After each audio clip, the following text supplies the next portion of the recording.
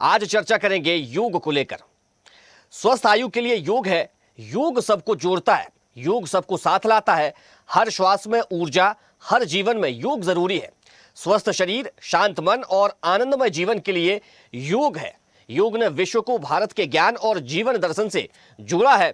भारत ने दुनिया को योग के रूप में मानव कल्याण और स्वस्थ जीवन का अनमोल उपहार सौंपा है।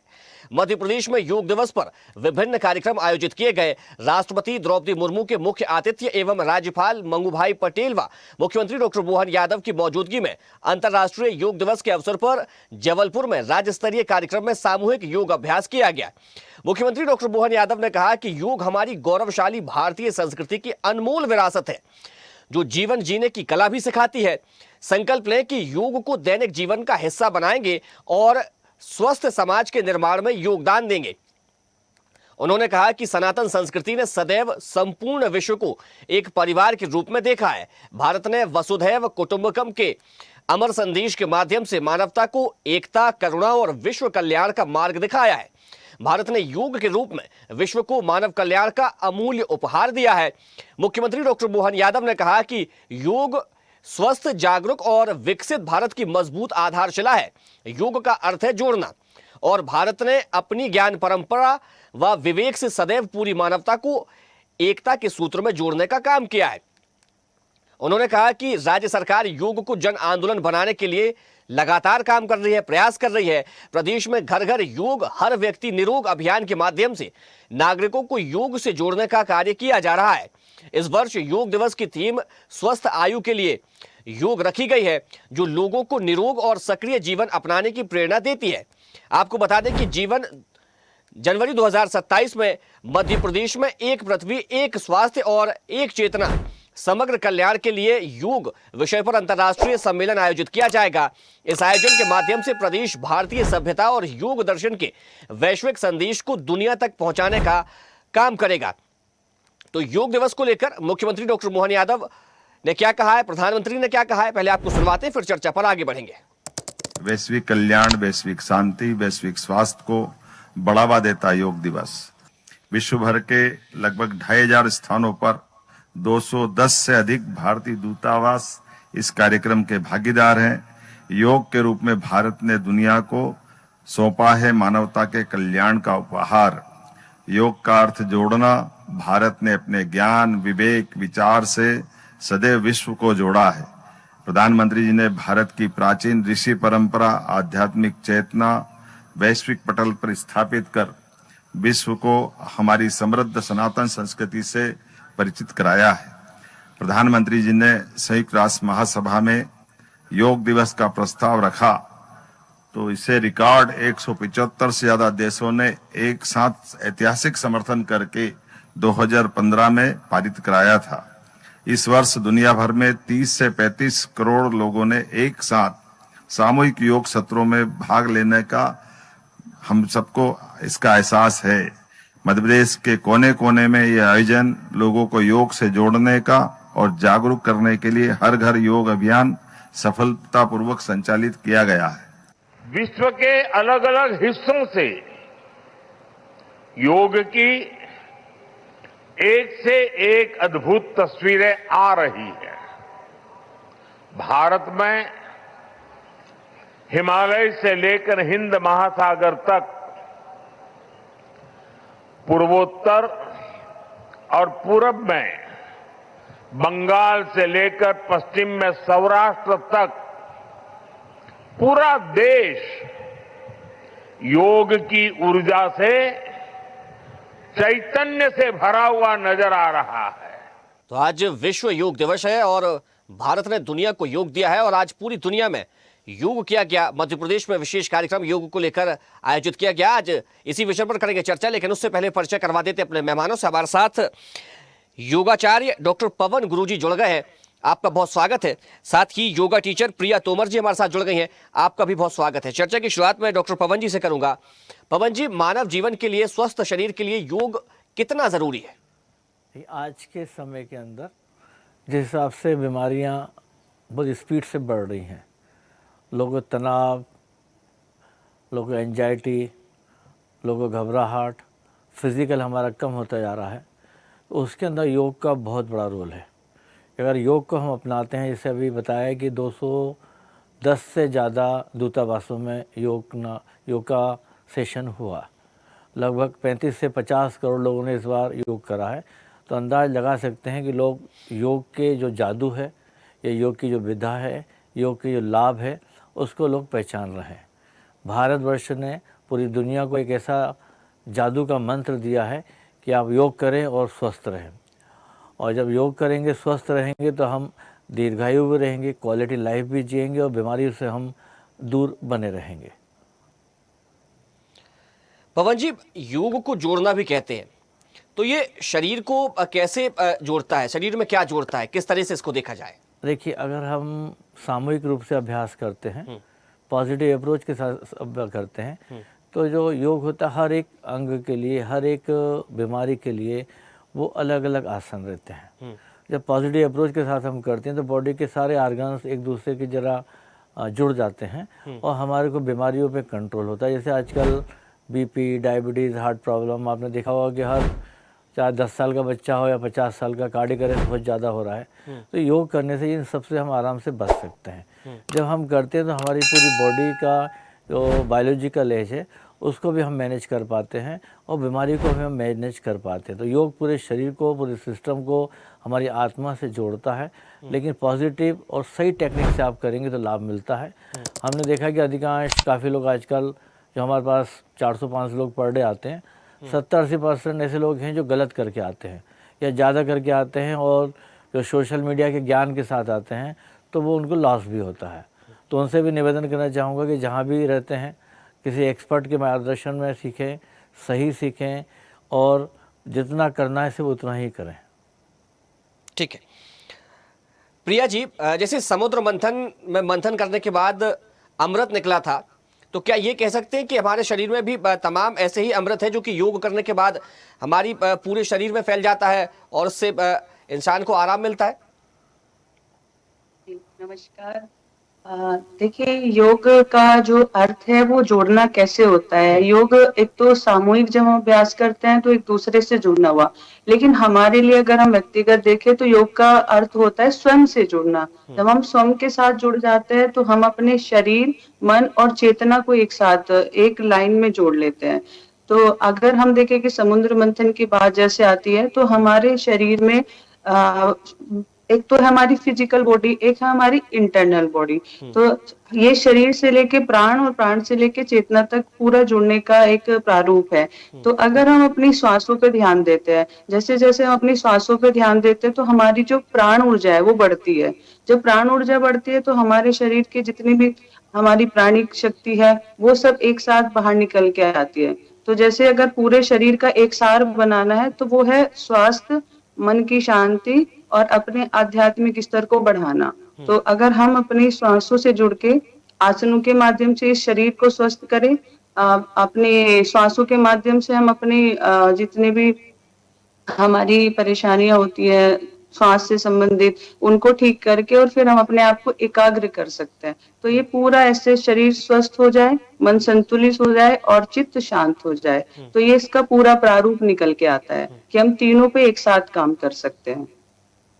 देखिए, अभी आचार्य जी ने भी, डॉक्टर पवन गुरु जी ने भी इस बात का जिक्र किया है, कुछ लोग गलत तरीके से योग करते हैं। किन बातों की सावधानी रखनी चाहिए योग करते हुए? हाँ, ये सामान्यतः देखने को मिलता है कि बहुत लोग सालों साल अभ्यास करते रहते हैं लेकिन उनको कोई ना कोई परेशानी आती है। देखिए, सबके शरीर की 3 प्रकृतियां होती है। 2 प्रकृति हमारी प्रधान होती है और एक प्रकृति, तीनों में वात, पित्त और कफ 3 प्रकृतियां होती है। योग वैसे हर व्यक्ति के लिए है लेकिन कुछ सामान्यतः जो सावधानी रखनी होती है, जैसे किसी को कमर दर्द है, किसी को पेट से संबंधित ज्यादा परेशानी, अल्सर है या हाथों में परेशानी है, या फिर जो गर्भवती महिला है या फिर जिसका अभी अभी ऑपरेशन हुआ है, तो इन कंडीशन में हमें सबसे ज्यादा सावधानी रखनी पड़ती है कि अभी अगर कोई ऑपरेशन हुआ है तो 6 महीने तक उस व्यक्ति को ज्यादा कठिन आसन नहीं कराने, सामान्यतः सूक्ष्म व्यायाम वो कर सकता है। जो गर्भवती महिला उसको तो विशेष सावधानी में कराए जाते हैं।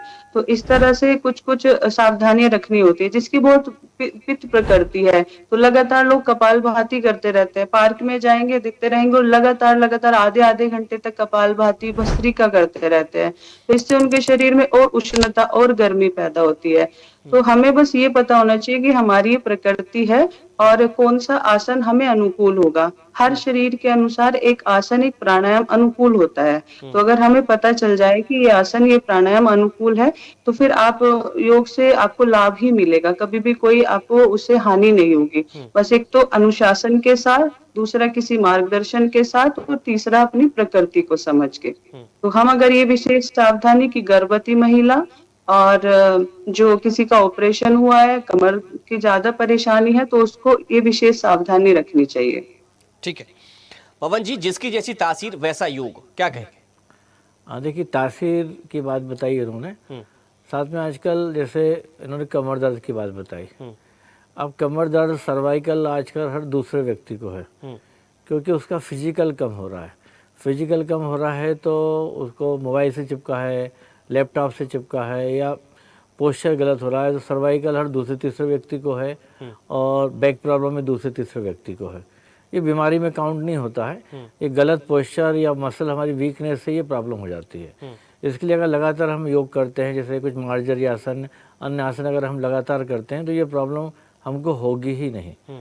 रही प्रेग्नेंट महिला की बात, प्रेग्नेंट महिला 3 महीने के बाद अगर योग अच्छे ढंग से करती है मार्गदर्शन में, जैसे तोमर मैडम ने बताया, तो डिलीवरी लगभग नॉर्मल हो जाती है।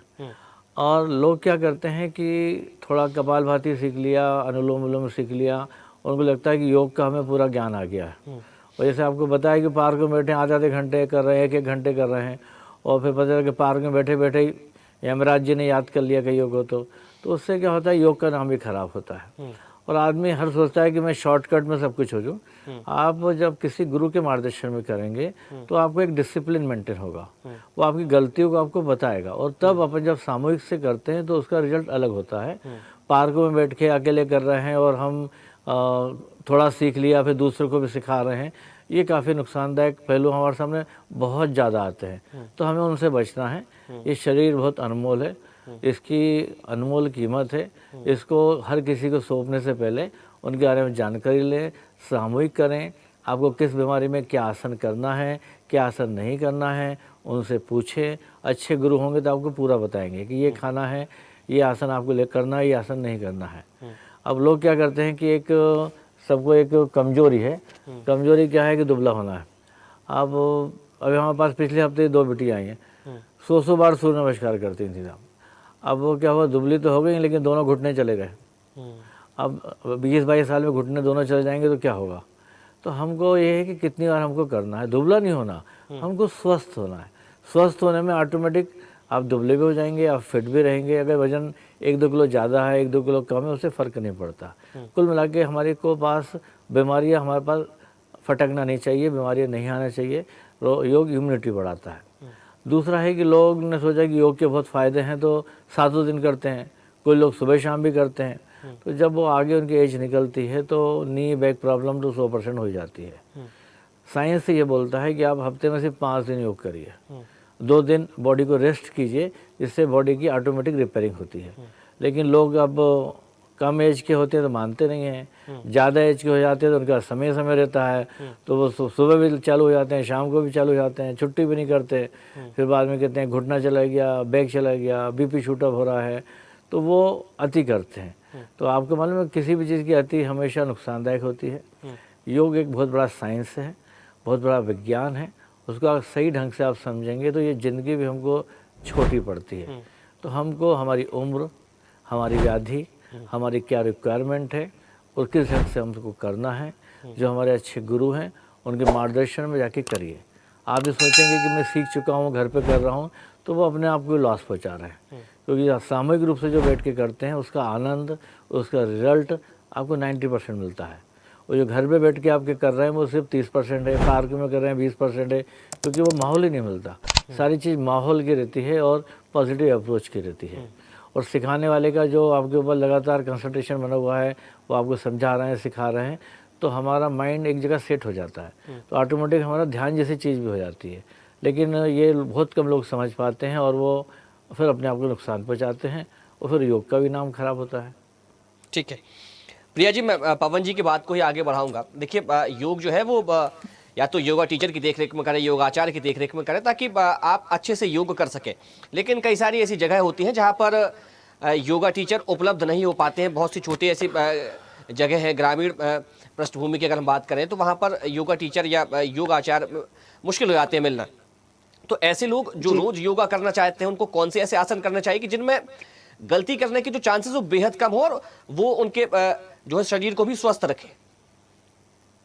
जी, देखिए इसके लिए एक तो जो हमारे अंतर्राष्ट्रीय योग दिवस पे योगा प्रोटोकॉल कराया जाता है, वो भी लगभग ऐसे आसनों का समूह बनाया गया है जो हर कोई कर सकता है। अगर 2-3 आसनों को छोड़ दिया जाए तो ये ऐसे ही अभ्यास है जो हर कहीं किया जा सकता है।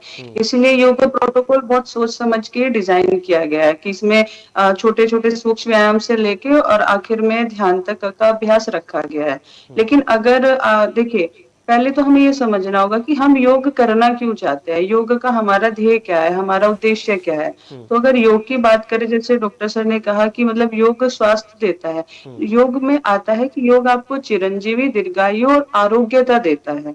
तो हमें अगर आरोग्यता और दीर्घायु चाहिए तो उसके लिए हमें शरीर को एक संतुलन में रखना पड़ेगा। ना उसको ज्यादा खींचना है, ना उसको बिल्कुल ही शिथिल छोड़ना है, उसमें एक संतुलन चाहिए हमें। तो उसके लिए हम अभ्यास में जैसे हमें आसनों का अभ्यास करना है, जैसे गांव में है 40+ के ऊपर अगर आप जाए या बच्चों में भी जाए तो सबसे ज्यादा अगर मैंने अपने अनुभव में देखा है बोन से रिलेटेड प्रॉब्लम्स आती है। किसी का नी पेन हो रहा है, किसी का कंधे में दर्द आ रहा है, किसी को सर्वाइकल तो आज 90% कॉमन हो चुका है और बैक पेन का भी बहुत इशू है।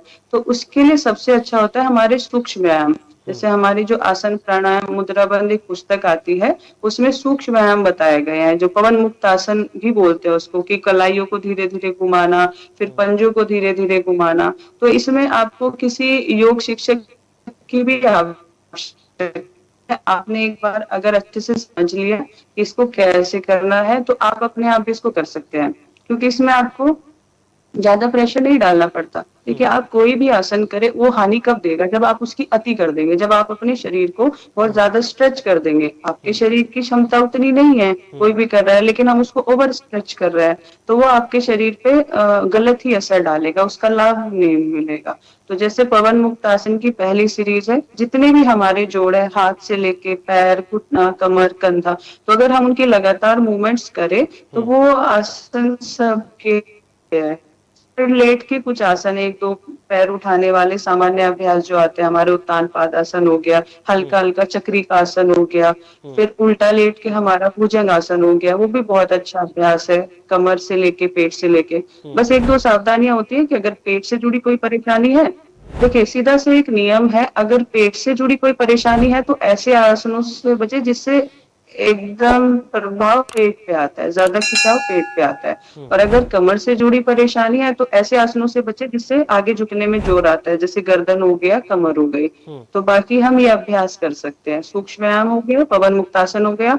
और आसनों से ज्यादा जरूरी मुझको लगता है कि विशेष ध्यान प्राणायाम पे देना चाहिए, क्योंकि प्राणायाम हम जैसे जैसे करते हैं हमारा शरीर अंदर से एनर्जी हील होता है, अंदर से हमारी नस नाड़ियां।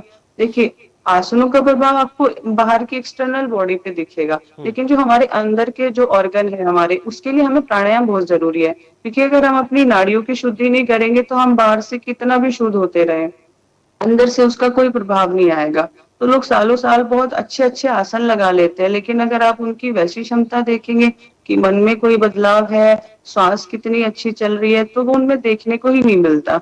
तो लोगों का आजकल ज्यादा जोर हमारे आसनों पे आ गया है, जबकि योग तो यम से लेके समाधि तक का मार्ग है और प्राणायाम उसका चौथा भाग आता है। तो अगर छोटे से बच्चे को भी सही श्वास लेनी सिखाई जाए कि श्वास ले तो पेट बाहर आए, श्वास छोड़े तो पेट अंदर जाए, पूरा हमारे फेफड़े पूरी श्वास भर पाए, तो मुझको लगता है कि स्वास्थ्य की दर और ज्यादा बढ़ जाएगी। आसनों से ज्यादा अगर प्राणायाम में श्वास पे ही सिर्फ ध्यान दिया जाए। और अगर ग्रामीण की बात है कि वो कौन सा प्राणायाम करे या कोई भी व्यक्ति है तो वो क्या प्राणायाम करे, तो एक तो सहज श्वास विधि है जो मैंने अभी बताई, दूसरा सहज अनुलोम विलोम करे। या बच्चों के लिए तो ब्राह्मणी करे। तो इनमें आपको किसी भी शिक्षक की आवश्यकता नहीं है, आपको एक बार बस अच्छे से विधि समझ आ गई या आपने देख लिया, या जो हमारा योगा प्रोटोकॉल है उसमें भी लगभग लगभग सारे अच्छे आसन लिए गए हैं। तो ये मुझको लगता है कि ये सबके लिए अच्छा रहेगा, उसको कोई भी वर्ग कर सकता है। और ठीक है पवन जी, आजकल जिम का बड़ा ट्रेंड चल रहा है, जिसको देखो वो जिम जा रहा है। तो योग और जिम में कितना अंतर है, किस तरह से दोनों अलग है? क्या जो जिम करने वाला व्यक्ति है वो अगर योग नहीं कर रहा तो क्या वो स्वस्थ रहेगा या उसको भी फिर योग करने की जरूरत है? देखिए, योग और जिम में दोनों में बहुत बड़ा फर्क है। जिम में मसल्स बनती स्टिफ होती है मसल्स, योग में मसल फ्लेक्सिबल होती है। तो जो चीज़ फ्लेक्सिबल होगी वो आपको ज़्यादा फिट भी रखेगी, बीमारी से दूर भी रखेगी। और रही जिम की बात, तो जितने स्पोर्ट्स एक्टिविटीज़ वाले लोग होते हैं वो भी आपने देखा है कि 25-30 साल के बाद वो भी जिम छोड़ देते हैं, क्योंकि उनकी प्रॉब्लम्स या इंजरीज वगैरह ज़्यादा हो जाती है। लेकिन फिर आजकल थोड़ा ट्रेंड भी है मसल दिखाने का, तो यो कम से कम हफ्ते में 3 दिन आप योग कर लीजिए, 1 या 2 दिन जिम की लाइट वाली करें। लेकिन जिम की वहाँ जाएं जहाँ ट्रेंड पर्सन हो। आजकल क्या ट्रेंड पर्सनों की बहुत ज़्यादा कमी है, वो सीख के सिखाने वाले लोग ढेरों हो गए हैं, तो वो उससे हमको काफ़ी लॉस होता है। तो उससे आप बचे रहेंगे तो आपकी मसल्स भी बनेगी और प्रॉपर आप योग कर रहे हैं। देखिए, योग खाली प्राणायाम और आसन का चीज़ नहीं है। जब तक आप कंबाइंड रूप से योग नहीं करेंगे, उसमें आपका भोजन भी रहेगा, आपका प्राणायाम भी रहेगा, आपका आसन भी रहेगा, बाद में शवासन भी रहेगा, आपका आचार विचार भी रहेगा, तब एक कंप्लीट योग आपका तैयार होता है। और मैं थोड़ा सुधार करना चाहूँगा जी वैसे तोमर मैडम के लिए कि योग ऐसी चीज़ है, इसके लिए टीचर हमेशा चाहिए। हम जो अकेले बैठ के करते हैं, मुझको भी लगभग हमारी संस्था 88 ईयर्स से काम कर रही है, हम लोग लगभग 7 लाख लोगों को करा चुके हैं। तो जो लोग लगातार जुड़े हैं, जो आ रहे हैं, वो फिट हैं। सबसे बड़ा उदाहरण है कि कोरोना के अंदर भी हमारे यहाँ ट्रेजेडी 0% हुई। वहीं उनके परिवार में जो लोग योग घर पे करते थे, बैठे करे, क्योंकि घर पे करते करते हम कब गलत हो जाते हैं हमको पता ही नहीं चलता है। और एक बार जब गलत आदत हमको पड़ जाती है तो हम उस पर सुधार करना भी नहीं चाहते। हमको एक कान हमेशा खुला रखना है कि भाई एक छोटा सा बच्चा भी आएगा, शायद हमको कोई नई चीज़ सिखा जाएगा। तो योग ऐसा साइंस, ऐसा विज्ञान है कि आप सबसे बड़े उदाहरण हमारे जो PM साहब है उनको देखिए, 75 साल की उम्र में कितने स्मार्ट हैं, कितने इंटेलिजेंट हैं, कितने फिट हैं, क्या उनके IQ लेवल है, क्या बॉडी की लैंग्वेज है। ये योग का जादू है। ऐसे आप अपने आप को उतार के करेंगे तो आप वो जादू आपको भी मिल जाएगा। लेकिन हम हेल्थ के प्रति शॉर्टकट, शोबाजी ज़्यादा चलना है, उसमें हमको करना है, तो आगे जाके आप देखिए कि नी प्रॉब्लम इतनी ज़्यादा हो रही है, बैक प्रॉब्लम इतनी ज़्यादा हो रही है कि आप सोच ही नहीं सकते, क्योंकि वो एक्सेस करे चाहे कोई भी उम्र हो। लेकिन आप मार्गदर्शन में करेंगे, प्रॉपर करेंगे, तो वहाँ आपको बार बार गाइडलाइन आपको मिलती रहेगी कि ये मत करिए, ये मत करिए। तो आदमी का एक छोटा सा बच्चा है, उसको समझाते रहो तो वो जुड़ा भी रहता है, उसको फ़ायदा भी होता है और उसका रिजल्ट भी उसको योग का मिलता है, और वो हमेशा जुड़ा भी रहेगा आपके साथ। बिल्कुल निश्चित तौर पर तो मानसिक और शारीरिक स्वास्थ्य के लिए योग बेहद जरूरी है। समय हो गया, इस चर्चा को यहीं विराम देना पड़ेगा। हमारे साथ जुड़ने के लिए डॉक्टर पवन गुरु जी आपका बहुत शुक्रिया, और प्रिय तोमर जी आपका भी बहुत धन्यवाद। तो विश्व योग दिवस पर प्रदेश के अलग अलग हिस्सों में, देश के अलग अलग हिस्सों में योग किया गया। न सिर्फ देश में योग किया गया बल्कि पूरे दुनिया में, यानी कि तमाम देशों ने भी योग को अपनाया है, जहां पर योग अभ्यास किए गए। लेकिन योग अभ्यास कोई एक दिन तक सीमित रहना नहीं, इसको चाहिए इंसान को अपनी जीवन शैली में से रोजमर्रा की जिंदगी में उतारना चाहिए। प्रतिदिन लोग योग करें और निरोग रहें। फिलहाल चर्चा में इतना ही। देखते रहिए स्वदेश न्यूज, सबसे पहले देश। देखते रहिए स्वदेश न्यूज। अगर आप इस वीडियो को सोशल मीडिया हैंडल फेसबुक या इंस्टाग्राम पर देख रहे हैं तो हमें फॉलो करें। अगर यूट्यूब पर देख रहे हैं तो सब्सक्राइब करें और बेल आइकन दबाना ना भूलें।